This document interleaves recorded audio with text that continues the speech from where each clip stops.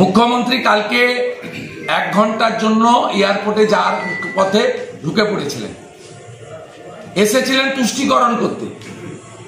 কালকে সিদ্দিকুল্লাহ চৌধুরীর জমিয়তের মিটিং ছিল, তিনি তার ভোট ব্যাংককে সন্তুষ্ট করার জন্য ওয়াকফের উপরে বক্তব্য ইত্যাদি রেখে তিনি চলে গেলেন।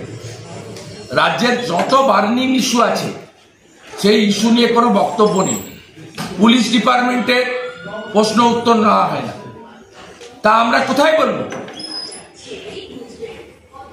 আমরা বিধানসভায় আমাদের লোক কি পাঠিয়েছে শুধুমাত্র বিধায়কের ভাতা নেওয়ার জন্য আর 60 লক্ষ টাকার এমএলএ যে ল্যাড সেটাতে রেকমেন্ডেশন দেওয়ার জন্য, আর দুর্গাপুজো ঈদের সময় কিছু শাড়ি কাপড় বিতরণ করার জন্য?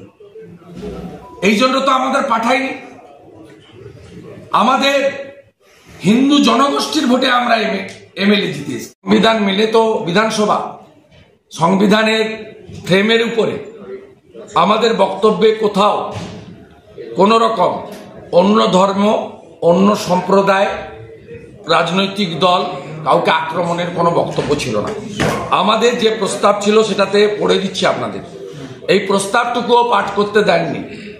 এখানে হিন্দু বিরোধী সরকার চলছে এবং দুর্ভাগ্যজনক হলেও সত্যি যে হিন্দুদের একটা বড় অংশ বিজেপিকে ভোট দিলেও এখনো একটা ভালো সংখ্যক অংশ তারা তৃণমূল কংগ্রেসকে সমর্থন করে। আমি সেই তৃণমূল কংগ্রেসকে ভোট দেওয়া হিন্দুদের কাছে প্রশ্ন করতে চাই যে কাদের আপনারা পাঠিয়েছেন? অধ্যক্ষ বিমান বন্দ্যোপাধ্যায় তিনি আমাদের এইটা করতে দেননি। এই লেখাটা আমি আপনাদেরকে পড়ে দিচ্ছি, আমার সোশ্যাল মিডিয়াতেও আমি পোস্ট করব। ভারতীয় সংবিধানে ধর্মের স্বাধীনতার অধিকারের কথা সুনির্দিষ্টভাবে বর্ণিত আছে। Right two freedom of religion article 25 to 28, 25, 26, 27 এবং 28 ধারায় যা এই রাজ্যে লঙ্ঘিত হচ্ছে বারবার, যেমন ফালাকাটা, গার্ডেন রিচ, শ্যামপুর, রাজাবাজার, নোদাখালী, বেলনাগা প্রভৃতি স্থানে একটি বিশেষ সম্প্রদায়ের দুষ্কৃতকারীগণ হিন্দু ধর্মের বিভিন্ন ধর্মানুষ্ঠানে বিভিন্নভাবে বাধা প্রয়োগ করছে। সংবিধান বিরোধী এই ধরনের হানাহানি, অগ্নিসংযোগ, দেবদেবীর মূর্তি ভাঙা প্রভৃতি বন্ধ করার ক্ষেত্রে রাজ্য সরকার কোনরূপ ব্যবস্থা গ্রহণে সম্পূর্ণরূপে ব্যর্থ। এই সভা সদনের সমস্ত কাজ মুলতুবি রেখে উক্ত বিষয়ে আলোচনার দাবি জানাচ্ছে।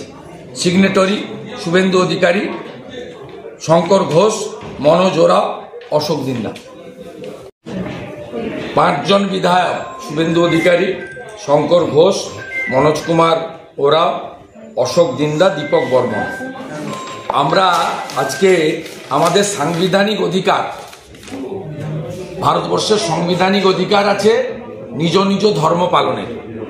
আমরা মুলতুবি প্রস্তাব এনেছিলাম। সম্প্রতি যে উৎসবের মরশুম চলে গেল বা পুজোর মরশুম, মানে আমাদের গণপতি উৎসব, বিশ্বকর্মা পুজো থেকে শুরু করে শেষ কার্তিক পুজো পর্যন্ত, এই যে সনাতন হিন্দুদের হাজার হাজার বছরের পুরনো রীতিনীতি মেনে, ভারতীয় সংস্কৃতি মেনে, বাঙালি হিন্দুদের প্রথা মেনে, পঞ্জিকা শাস্ত্র মতে আমাদের যে পুজোর অনুষ্ঠানগুলো চলে গেল, তাতে এমন কোনো পুজো নেই, এমন কোনো দেবদেবী নেই যাদেরকে আমরা আরাধ্য দেবী বা দেব হিসেবে পূজা করি, পুষ্পাঞ্জলি দিই, ব্রত রাখি, আরতি করি, তাদের উপর আক্রমণ হয়নি।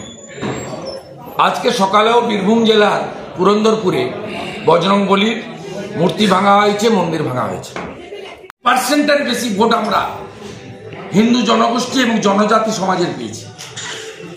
আমরা আমাদের যদি ধর্মাচরণের উপরে প্রোটেকশন না দিতে পারি, সেই কথা বিধানসভায় বলতে না পারি, পুলিশ ডিপার্টমেন্টের প্রশ্ন উত্তর হয় না।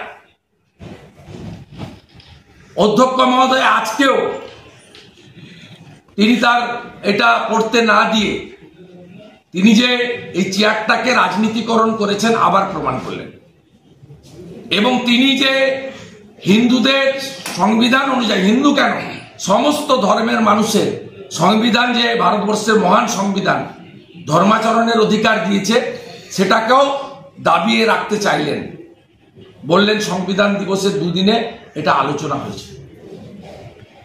সম্পূর্ণ অসত্য এবং